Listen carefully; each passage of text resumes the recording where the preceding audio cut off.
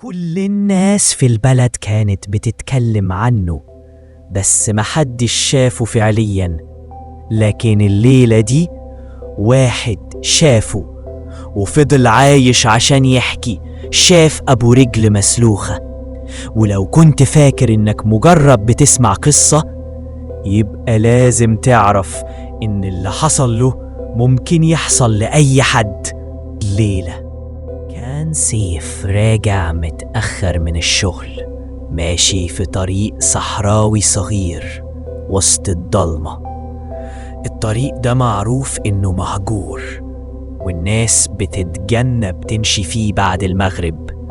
بس سيف ما كانش عنده اختيار، والهواء كان غريب بارد زيادة، لدرجة إن الهواء اللي كان بيتنفسه بيطلع منه بخار رغم إنها ليلة صيف.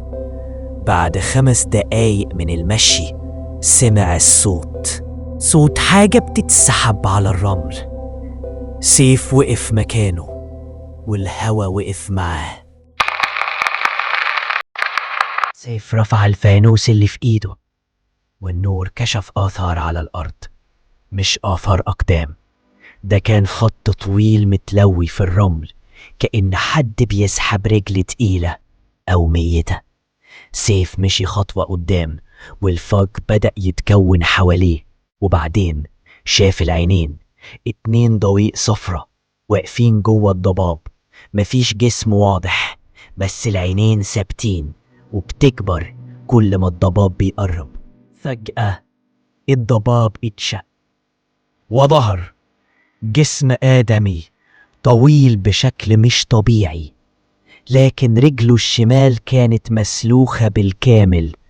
اللحم باين والعضلات بتتحرك كل ما يمشي، وهو بيسحبها في الأرض بصوت الجحيم نفسه.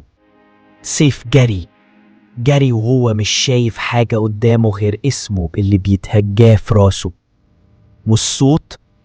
الصوت كان بيقرب. عرف يوصل لحوش قديم مهجور، دخل منه بسرعة وقفل بابه الخشب اللي كان بيتهز من أي ريح. فضل وراه ماسك ظهره وبيحاول يتحكم في نفسه، بس الصوت اختفى. سيف فكر إنه خلاص نجا، لحد ما سمع الذات.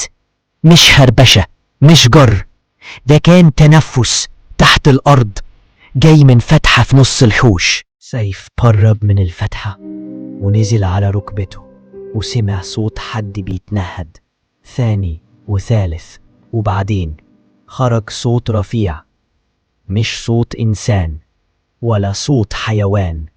ما تجريش، أنا هنا.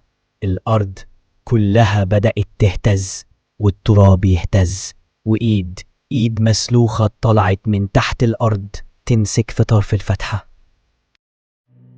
سيف طلع يتجري من الحوش، بس قبل ما يوصل للباب، باب الحوش اتفتح لوحده، والكائن كان واقف على الباب بيتفرج عليه، وعينه الصفرة مولعة أكتر من الأول، وكأنه مستمتع بالخوف اللي في وش سيف. الكائن ما دخلش ولا قرب، بس قال جملة واحدة: دي أول ليلة. سيف جري وخرج من المكان، بس من يومها كل ليلة يسمع نفس الصوت وراه، نفس الجر، نفس التنفس، حتى وهو في بيته، حتى وهو نايم، حتى وهو محاط بناس. وبقي متأكد إن اللي حصل في الطريق ما كانش صدفة ولا نهاية، دي كانت البداية، والكائن جايله تاني. ولو عايز تعرف ليه اختار سيف وسيف اكتشف الحقيقة ازاي، استنى الجزء التاني. انتظرونا، مع السلامة.